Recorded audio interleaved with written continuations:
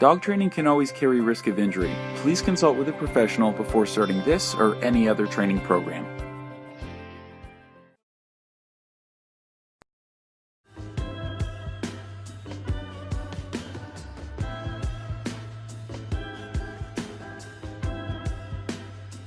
Hey everyone, my name is Ted Efsimiadis. I'm a professional dog trainer based in Halifax, Nova Scotia, Canada, and thanks for checking out this Udemy course. I'm really excited to bring this information to you because I believe that it is hands down the best way to train your dog to walk on a treadmill. I have seen people from around the world train it in various different ways, and none of them even hold a candle to this methodology. And I'm not saying that to build up my own ego because I didn't come up with it. A friend of mine named Barbara Jean, thank you Barbara Jean, you're the best. She taught me this a few years ago, and it is, again, hands down the best way to train your dog to walk on a treadmill.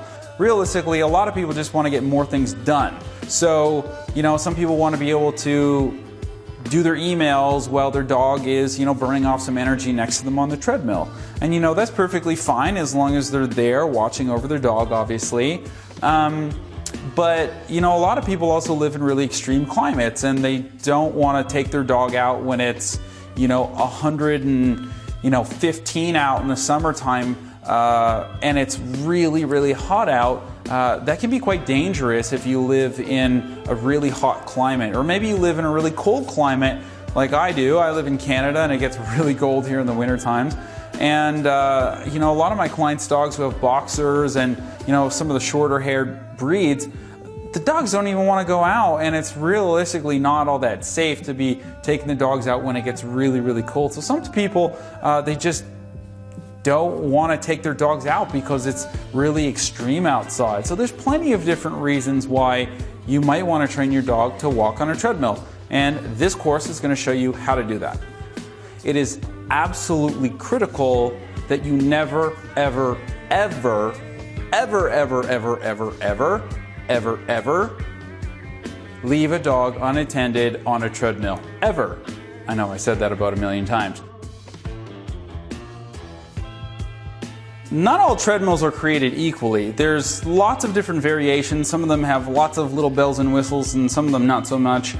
You don't need something really complicated, really. The big thing that you want to be focused on is the size of the belt. So the width is not all that important. Unless you have a dog who has really, really broad shoulders, let's say like a Mastiff, you might want a belt that's going to be relatively wide, or maybe a little bit wider than a standard treadmill.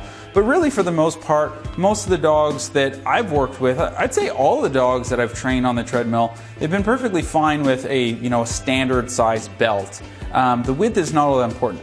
The length of it is actually very important. You got to remember that if you've got a large dog, then they're going to want to be able to kind of open up their movement when they got on that treadmill.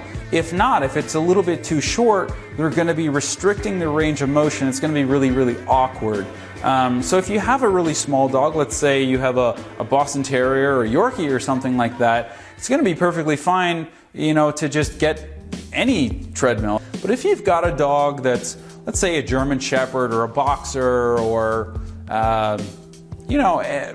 any medium to large size dog, especially a Greyhound, like a dog with really long legs, then you want to be making sure that whatever treadmill you buy, whether it's new or used, that you're buying one that's going to be the right length so that your dog can go on the treadmill and be really comfortable and not be restricting its range of motion. That's really critical. So the other thing that you're going to be needing 2 martingale collars. And these martingale collars are great because not only do they close up a little bit and tighten, but they also release really nicely as well too. We're going to be using 2 of them. One will be focused on the left side of your dog's neck, and one on the right side of your dog's neck, so that they can't, shimmy to the left or to the right trying to get off in the beginning when they're learning and getting acclimated to it. Please do not cheap out and, try to just get 2 normal collars that you've got, sitting in your doggy bin by the front door. They need to be martingale collars. If you just put regular collars on, if the dog is, putting on the brakes a little bit and it's not tight enough and it pops off and your dog goes, running off of that treadmill, it's going to take you a long time to get your dog acclimated to walking on the treadmill. So spend the extra $20, $30 to buy some good martingale collars. They don't even have to be great quality. You're not going to use them all that much. But buy a couple of martingale collars. They really do make a huge difference.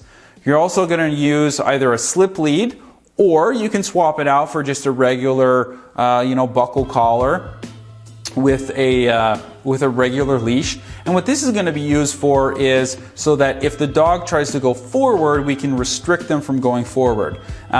Typically all of these little things just happen in the beginning, the first, second sessions, and then the dogs just get on and they're like, this is great, I love this.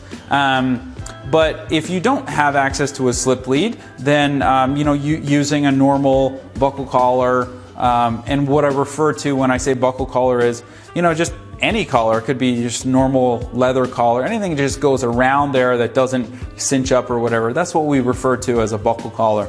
So anything like that, as long as it's tightly fitted, because we don't want it popping off of their head. So that's important. So you're going to need your 2 martingales. You're going to need either a slip lead or just a traditional buckle collar and leash.